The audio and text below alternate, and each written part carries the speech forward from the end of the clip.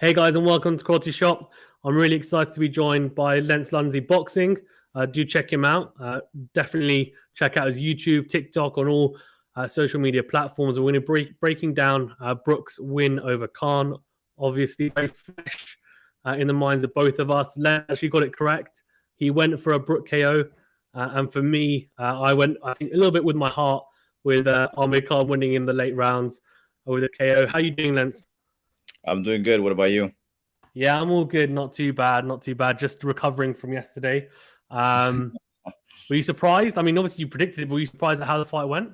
Well, I was surprised that it was very one-sided. I didn't think that Kell Brook would have dominated for 6 rounds. I thought that Amir Khan would be able to stick and move. Get on his bicycle. Well, he wasn't on his bicycle all night long, but he wasn't really. I feel like he was very kind of hesitant to throw combinations. Because when I think Kell Brook hit him with I think it was either a straight right or a left hook in the first round, he didn't like the power. I could see his knees buckled and everything. His hands got high up, and he could have probably gotten dropped in the first round. And from that shot, I feel that he didn't want to box anymore. He was very hesitant. So Yeah, he definitely didn't want to engage. I think after that first round, I think you're right. You actually picked out the two shots. I think one was it was a right hand, I think down the pipe, and then the second was the left hook, yeah, which did the real damage and definitely wobbled him, and he was on unsteady legs and started doing a little bit of a dance. Then after, and I think exactly. he got saved by the bell then in that first round because 10 seconds more and he's probably out of there. To be fair, Exactly. but yeah, Brook, I thought it was funny because when the fight first started, it was like Brook looked like he was prodding a little bit, like footwork didn't look great. And then Khan was kind of dancing around the ring, looks okay. And then I thought, okay, this looks like could be okay. But Brook to the center of the ring and Khan's on the outside. And I'm thinking, okay, he's got to be careful here, but just needs to jab and move, kind of feel his way into it. Mhm. Brook throwing a couple of hooks really, I thought kind of a little bit wildly at times even, and Khan, managing to get out of the way. But in the end, he threw some of those flurries that you mentioned. I think the reason I was hesitant later on, straight after that first round, Yeah. we didn't see as much because he threw a couple of those flurries and then he got tagged, as you said. Mhm. And yes, he wasn't on the canvas throughout the whole fight, but he took a beating in the end. And obviously, at 35 years of age, he doesn't really want to be doing that. And I didn't think he was anywhere near as quick as probably I was expecting. I know.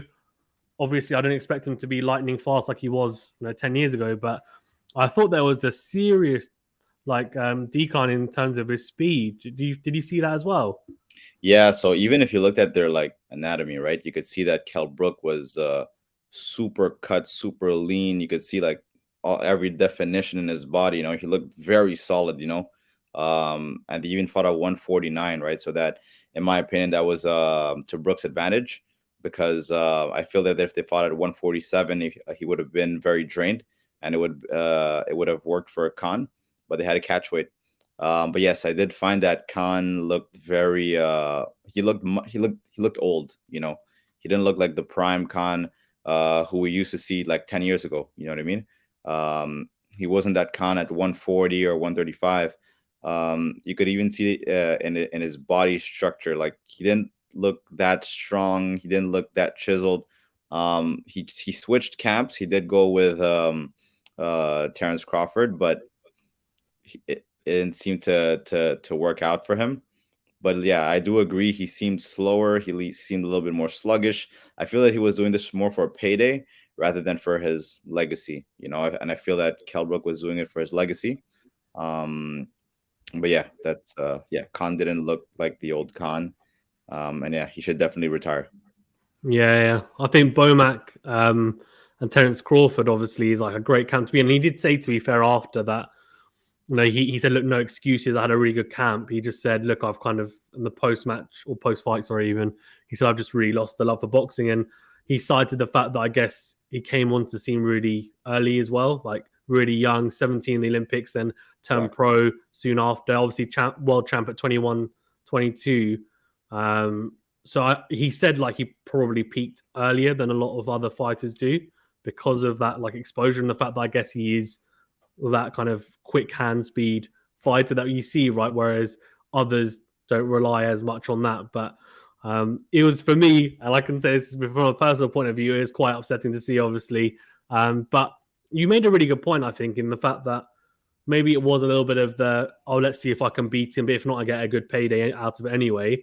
And I think his legacy's probably already been cemented because he's fought the Maidanas. Like, he's beaten people like Maidana, Zab Judah, Marco Antonio Barrera, who else? I mean, Luis Collazo. I mean, he's fought, obviously, some of the greats like Canelo, Crawford. So I think for him, he's probably thinking, well, I've been there. I've won 2 world titles at light welterweight. I've got an Olympic silver medal as well.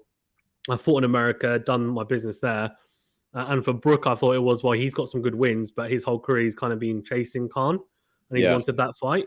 So he had a really impressive win against Porter. He's been really good, but it's just he's always chased that Khan fight. Whereas for Khan, he was chasing Mayweather and Pacquiao, right? It was really close to getting the Mayweather fight, and he didn't manage to get it. So he's kind of like, I feel like his legacy was cemented, but for Brook, it was like, if he doesn't win this, this could potentially taint his legacy. I think for Khan, there will still be like, okay, you still lost to him, but I think if you look at the fight, we both know that was a shadow of himself. Brook definitely had more in the tank, and maybe that. Actually, I want to ask you from a technical point of view, actually, in terms of styles, because a lot of people say, well, if you look at the fight from now, it was different to 10 years ago to 5 years ago, for example. I think if we look at both fighters' primes, Khan was in his prime at 140, and Brook at 147. So obviously there's a slight weight difference there as well. But at their primes, like, who do you think would have won? And do you think that Brook was just, in terms of style, was always going to be wrong for Khan, despite obviously Khan having the better resume and like career? But in terms of styles, obviously sometimes you have like that bogeyman, someone who's just got your number. Do you think that's the case, or is it just at this point? Yeah, so going back to like styles and whatnot. So people who have dynamic boxing styles, such as Amir Khan, Manny Pacquiao, Mike Tyson, these guys, they peak at, I'd say, like in their late 20s. So like we're probably 27, 28. And then after that, they just get slower, sluggish, and they're not the same as they used to be. So once these fighters pass 30, they should definitely retire. Like Pacquiao, he's a freak of nature. He made it till his 40s, but he wasn't the same as 10, 15 years ago, right?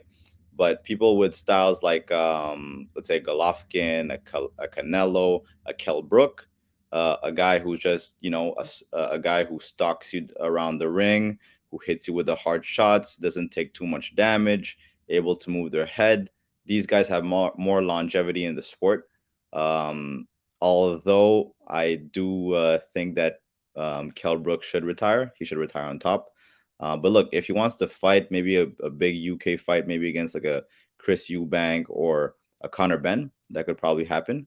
Maybe if he has 1 or 2 left in the tank, maybe he could do that. But going back to if they were in their prime, I would say that if they fought both in their prime, let's say they fought at a catch weight of 144, right? I would say that Amir Khan would outbox Kell Brook for 7 to 8 rounds. But after that, he would start gassing at round 9, 10, 11, 12. And that's when Kell Brook would be able to potentially knock him out. So I would give it a 50-50 chance.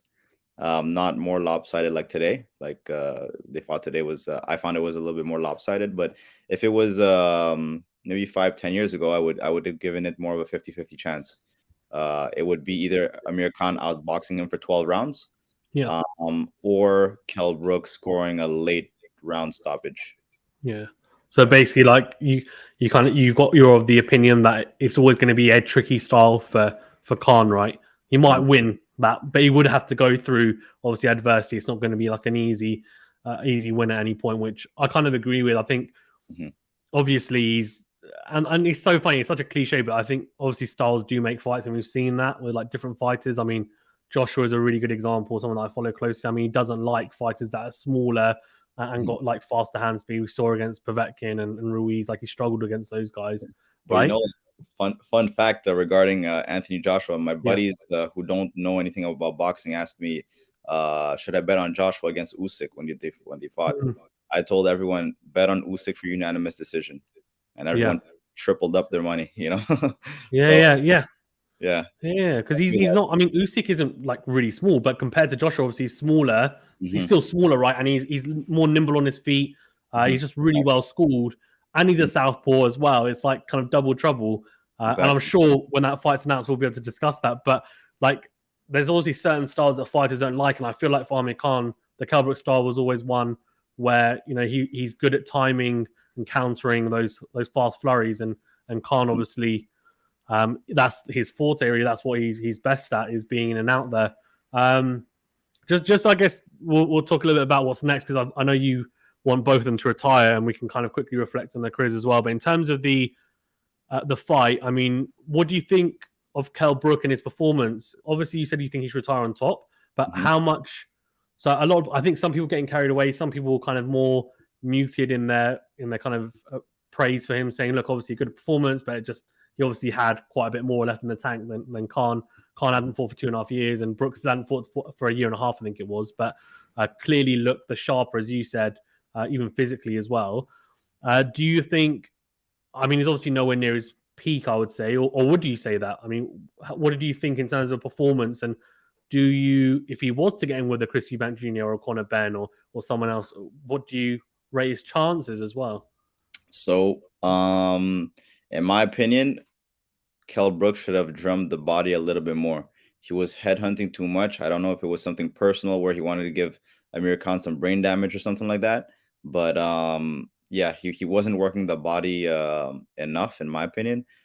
If he worked the body from round one, he would have probably been able to knock Amir Khan out cold or something like that. Just because, when you hit the body, you're taking out the wind, you're taking out the stamina. The person slows down even more. So I wish that he hit the body a little bit more. But other than that, he was doing very well. He was dipping, he was making Amir Khan miss his shots coming in. He had good head movement. At times, Amir Khan would catch him with like a jab or a hook. But other than that, he was cutting the ring very well. He was dominant. He was using his size properly. He was counter punching well. He was timing well, also using the 1-2, and also the hook. The leaping hook was landing a lot, backing up Amir Khan. It was a very nice performance for Kell Brook. But yeah, I would have liked to seen him work the body a little bit more, rather than just headhunting. Because if he fights like a Eubank or a Conor Benn, that body work is going to be very important. Yeah, agreed. Yeah, I mean, obviously we saw an example of body work, right, when Canelo fought Khan, obviously, right, where Exactly. Khan was taking the rounds, hmm but Canelo was obviously investing in the body. That left hook to the body, right, was breaking down Khan, and eventually he slowly started to slow down, and that opened up, obviously, that show real knockout that we obviously have seen in the past. But yeah, I agreed with you. I thought he was pretty measured for the most part. Yeah, there were some flashes of seeing red and like a kind of red mist dissolving over him, where he threw wildly a couple of hooks. But for the most part, I thought he was pretty like calculated in the way he boxed. I Yeah. thought he timed quite well. He wasn't. I didn't think he was particularly wasteful with his punches either. hmm I thought he picked his punches nicely. And yeah, I thought the hooks were really good, especially the right hook as well and the left hook. Both hooks, to be fair, it was really good with them. Actually, the one thing that really impressed me, actually going back to that first round, we said it was a right hand. So I think the right hand did the initial, clipped him first, actually, for that first time he got wobbled and hurt. But it was actually, he then leapt him with a left, or kind of a short left hook or kind of jab straight after. And ironically, in the behind the ropes on Sky Sports, Dom Ingles said to Kell Brook, Kell Brook's trainer said to Kell, do exactly what Crawford did to you in your fight. hmm And so Kell obviously got dropped with a jab, right? And Yeah. it's because Kell went in to throw and he overreached, and Crawford dipped and then threw the jab, basically hmm because he was overbalancing. And that's how he got dropped, right? And obviously, if you don't see the shot coming and you're overbalancing, then obviously you're going to be on on your ass, basically. So that's basically what happened to Khan. Like Brook did exactly the same thing, and it was so funny because when he did it, I saw the replay. I thought he's really, really been dialed into this training camp and this fight, because exactly what the trainer said to him in the first round, he's managed to pull it out and execute it like perfectly. And I thought, look, this is going to be a good night for him. And I was doing live commentary for it, and I was like, calm, just clinging on really for dear life. I mean, it's funny because there's a part of the fight, I think it was maybe round 3 and 4, where he started to look like there was one round where he didn't get hurt, and I was like, okay, his legs look pretty solid. Like, to be fair, like his conditioning wasn't terrible. Like, otherwise he would have been on the floor, right? So he was showing heart. Like, obviously he didn't get hurt for about a round or so, but then it was the start of that 5th round where he just got clipped straight away, and I was like, this is it, right? Like, he can't keep on getting clipped. He was trying to force Brook to fight into the later rounds, but he couldn't get him there because he was just getting clipped too much. So that was a bit of a shame. But a little bit on, like, were you surprised he didn't touch the canvas, considering obviously age and stuff? And it's because, like, there's obviously this whole, I guess, there's this whole thing levied at Khan that he's got a glass chin, and I always say I don't think he's got a glass chin, because if you see some of his other fights against Maidana, etc., he's gone through wars and he hasn't been cleaned up. But anyone can get knocked out if they stay in the pocket too long and their chin's up in the air and they don't see a shot coming, right? So what do you think? I mean, do you think were you surprised by that? And do you think he's got a glass chin? Because I want to get your opinion on it as well. Honestly, look, Amir Khan, and not like when I used to box, I have the same style as Amir Khan, in and out speed guy. You know, we fought at the same weight class, 60 kilos. You know, so I was an in and out guy also. But like, with all due respect, I find that he has like a somewhat weak chin, if you want to put it that way. And you know, he's met the canvas multiple times, and usually when that happens, your tolerance to getting hit diminishes. So yeah, I do feel that he has a suspect chin. Regarding the fight, I feel that if Amir Khan was able to use his jab a little bit more, or even jab the body, because if you can't touch the head, you're gonna touch the body. If you can't jab the head, just jab the body instead and do your in and out. He was on his bicycle all night, but I feel that he probably didn't have that enough speed to probably push off after the jab. After landing a clean jab, pushing off. I feel that's why he was kind of hesitant to throw. But yeah, I feel that Kell Brook kind of how do I say this? Kind of eliminated all of Amir Khan's attacks. So yeah, he couldn't do anything else but circle the ring. But yeah, I was pretty surprised that he didn't touch the canvas that night. But I also do find that the referee stopped the fight pretty early. I think that the ref could have given him like a standing 8 at least. Yeah. Because it's a high profile fight. It's not a world title fight, but it's a high profile fight. Yeah. And the fans are there. They paid good money to watch the fight. So the least the ref could have done was giving him a standing 8 at least, and then tell him the next time if you don't interact, if you're not punching back. Yeah. If you're not engaging in the fight, I'll stop the fight. But the ref didn't give him a chance. So. Yeah, no, I agree. It's so funny because when I was doing the live stream watch along, so one of my subscribers said they should have given him a standing 8 count at least, exactly what you're saying, which I agree with. Obviously, I think in the end, I think he probably would have been knocked out. I think it was just a matter of time, unless, who knows, maybe he could have had three rounds, for example, where he didn't get tagged. But given the pattern of the fight, it's pretty unlikely that would have happened. But yeah, I think the standing 8 is kind of the least they probably should have done. So it was probably a little bit trigger happy on the side of the ref, but in the end I think it wouldn't have changed the result. In terms of Brook then, so we obviously said that he looked pretty good for, I guess, his age and kind of having the layoff he had, and could have done a couple of things differently. But were you surprised, I guess, also with the fact that you said obviously the 149 might have helped him, but in a lot of people's eyes 154 is kind of the weight class he should be fighting at kind of a minimum. So were you surprised that he carried the weight as well as he did? Because a lot of people thought he might be quite weight drained as well, even at 149. No, I feel that because he already fought like at 147 in the past, you know. So once you've made the weight in the past, like it's not impossible to make it again. I know he fought as high as 160 as well, and even probably higher than 160. But he's a big boy, and he's made 147 a few times in the past. So I wasn't surprised at all that he was able to make the weight and make it healthy, you know. So. Yeah, I think he was given quite a lot. I think it was like 9 weeks as well. So I guess he probably had time to make it, in a pretty easy manner in terms of didn't have to particularly rush it, which was good for him as well. In terms of retirement, so you said that obviously Bo should retire. So do you want to explain why you think Bo should retire at this point?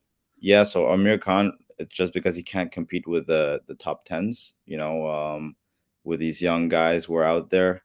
Sean Porter retired because he can't compete with the top tens either. I think Danny Garcia is pretty much retired as well. But yeah, so Amir Khan has been in the sport for a very long time. He's a veteran. He's had a lot of wear and tear, and he doesn't have the motivation to box anymore. So he should definitely retire, enjoy his money, uh, and enjoy his family. For Kell Brook, same thing. I don't think he could compete with the top guys. He should probably stick around for a few big UK fights, like I said, for Conor Benn or Chris Eubank Jr. But other than that, I don't necessarily want to see him compete against the top guys out there. Even at the 154. I don't even know who he could fight like promotionally. He can't fight the Charlos, Jermel Charlo. So I don't know who he should fight next. There's no big names for him out there who aren't too dangerous. You know what I mean? Because he Yeah. is pretty old. He's had over 40 fights. That's a lot of wear and tear. So No, I agree. Obviously, two broken orbital bones as well to yeah, to boot, which exactly. probably doesn't help. But yeah, agreed. And I don't think he maybe looks after himself as well as he could outside of camp as well. I think he balloons up quite a lot. So Yeah. um, yeah, let's see. But it's interesting. Obviously, the Eubank Jr. fight. I think he put out a tweet saying, Kel did, saying that if look, it would have to be at 150. Otherwise, don't say my name, which is quite interesting because I don't. Obviously, Eubank Jr. is not going to make 150. So Yeah, he can. um, either that kind of changes and ends up being made at 160, which I think is probably what it would need to be made at. Otherwise, I doubt it's going to happen. But Conor Ben one might be a little bit more realistic. On those two fights, if you were to predict who would win them, if either of those fights was to happen, who would you go for and why? So I would like to actually see Kell Brook versus Conor Benn because I actually think that Kell Brook could beat Conor Benn. Um, in my opinion, Conor Benn, he's out there because of his dad. So Conor Benn, he progresses fight after fight. We seen him grow stylistically and technically, fight over fight. He had a few fights there. I think around his 10th or 11th fight for some I think some kind of WBA belt. I forgot which one it was. I feel that he robbed the fight. Like he won by robbery. I feel. But then he bounced back very strong against Chris Algieri, for example. He made Chris Oh, Algieri. so do you think was it Granados fight you're talking I about? don't remember which fight it was, but it was in the UK and it was a main event, and it was a very close fight that I feel like, Yeah, I think it's the Granados one. So you're saying so there's one against Granados yeah, that which and then there was one against obviously Samuel Vargas, but he knocked out mhm, Samuel Vargas. Probably a premature stoppage, but his mhm, first round. yeah. Okay, interesting. So you think that you lost that fight? Okay, Yeah, so interesting. for me, Conor Benn has been kind of suspect for a few years now, ever since he made his pro debut, in my opinion, because he doesn't have like a big amateur pedigree, if I'm not mistaken. And I know that he carries his dad's name, so that's his pedigree. I actually do think that Kell Brook could beat Conor Benn at 147. After the performance he did last night against Amir Khan, it may be a back and forth fight, kind of like when he fought Errol Spence. It could be a very back and forth fight because both guys like to come forward.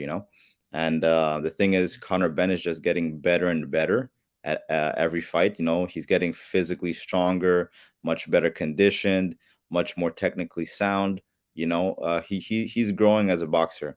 Kell Brook, on the other hand, he has a lot of experience, so he has that ring IQ. He's a veteran in there, so he knows, for example, he knows how to waste a round. He knows how to make Conor Benn carry his weight in the clinch. He knows how to, you know, hit the thighs in the clinch. Probably sneak an elbow here and there, sneak a little knee here and there. So, you know, Kell Brook knows all these veteran moves to be able to last 12 rounds. You know, Conor Benn, on the other hand, he's a little bit more green, you know, so it would be a nice fight to watch. I would have it 50-50, but I would have to give probably that slight edge to Kell Brook if he fights Conor Benn. But I would definitely like to see that fight, and I think it would be a good fight for the UK fans, man. Yeah, agreed. No, I agree. It'd be a really interesting fight. And what about the Eubank Jr. fight? What do you think would happen in that? So for that fight, I think Eubank is way too big, and he would definitely beat Kell Brook because he's just way too long. He would just outbox Kell Brook, and like I said, Kell Brook's just way too small. So we also can't forget that Eubank is. I think he fought at 168. I think he was. Yeah, he has. Yeah, IBO champ at 168. Was it that? Yeah. Exactly. At his last fight, he looked very skinny. You know, so you know, if they fight at 160, all Eubank has to do is keep his distance, keep that stiff arm out there, pop that jab, and he'll win the fight. You know, so it's an easy fight for Eubank, in my opinion, because he's still in his prime, in my opinion. So yeah, no, agreed. And then lastly, kind of on Brook and Khan. So you said that you want both to retire. So I'm going to ask you. So if both do retire, who do you think personally, because I've given my opinion, but who do you think personally has had the better legacy?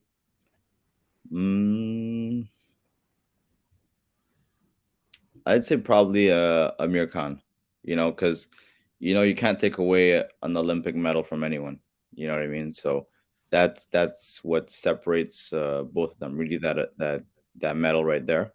I feel that Kell Brook had to kind of work his way up in the rankings, while Amir Khan was kind of given those opportunities because of what he did in the amateurs, you know. But yeah, look, but you have to work hard to get first of all to the England national team. You know, you have to work very hard to get there, and after that, you have to work very hard to get to the Olympics to just get your spot in the Olympics. So you have to work very hard for that. And yet alone to get a medal, that's very impressive, honestly. So it's really his amateur background that carries his pro career, which gives him a better legacy, in my opinion. Yeah, probably helps with his resume, right, in terms of the fights that he was able to get probably at a quicker rate as well. I mean, like, didn't obviously win all of them, but the fact that he managed to fight people like Zab Judah, Marco Antonio Barrera, Maidana, Danny Garcia, like, you know, Louis Colazo. I mean, all these guys are big names and people that obviously, you know, Terence Crawford, Canelo, all these people are names that will go down in history. So he clearly has that pedigree. As I said, didn't win all of them, but, you know, most of the great fighters didn't. I mean, apart from obviously some of them like Rocky Marciano and Floyd Mayweather, but they're anomalies. And Kell's had a really good career as well. I mean, really good winning against Sean Porter in America as well. So in Sean Porter's backyard, which was a really important performance against Errol Spence. That was a really close fight. I mean, in the end, obviously had to bout because of the broken eye socket. But who knows if that doesn't get broken? Does he win it? I don't know. It would have been a close fight still, I think. The Golovkin one, he gave it his all. I mean, yes, Golovkin. Look, he fought Golovkin, to be fair. Golovkin was a beast at that point. And Canelo didn't want to fight him at that point. And I'm just being honest, right? I mean, he didn't want to fight him at that point. Canelo wasn't the kind of animal he is today. And Golovkin was just a wrecking ball machine. So that was like the fact that he even was willing to take the fight was an incredible.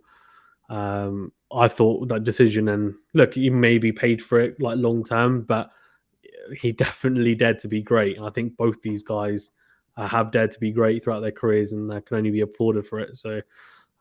Yeah, obviously chapter closed. There is a rematch clause, but I think obviously from what Amir Khan said, I think he's going to retire, and probably rightly so as well. Kell Brook looks like, as he said, he might take on one or two more fights. So we'll see. Maybe the Conor Benn fight is the one Yeah. that we'll see. The, You go the on? Conor Benn fight would be a great fight because if Conor Benn beats Kell Brook, he'll Yeah. beat a very big name. You know, it's bigger than Chris Yes. Algieri. You know, so Chris Algieri, you know, after you know, I don't think he was active when he fought No. Conor And fought Benn. for 2 years, I think. Yeah. Exactly. So yeah, if Conor Benn beats a Kell Brook, man, yeah, he definitely deserved a world title shot. But at 147 is going to be very hard because the top dogs um are basically Spence and Crawford, right? And we also have Ugas, but Ugas is fighting Spence, and I actually think that Spence is going to take all 3 belts. Yeah, So agreed. And then you've got Virgil Ortiz and Boots Ennis coming through, which are their beasts. exactly, yeah, exactly. I would definitely like this is like a kind of off topic, but I want to see Boots fight Spence, you know, because for me Boots is Spence 2.0. You know, so I want to see these guys go at it. You know, 2 lefties who are hard hitters, Yeah. knock out everyone. You know, very good fight. I would like to see that. Yeah, he's huge for the weight as well, Boots, and it's Yeah. flipping. Like, he's absolutely huge. Yeah.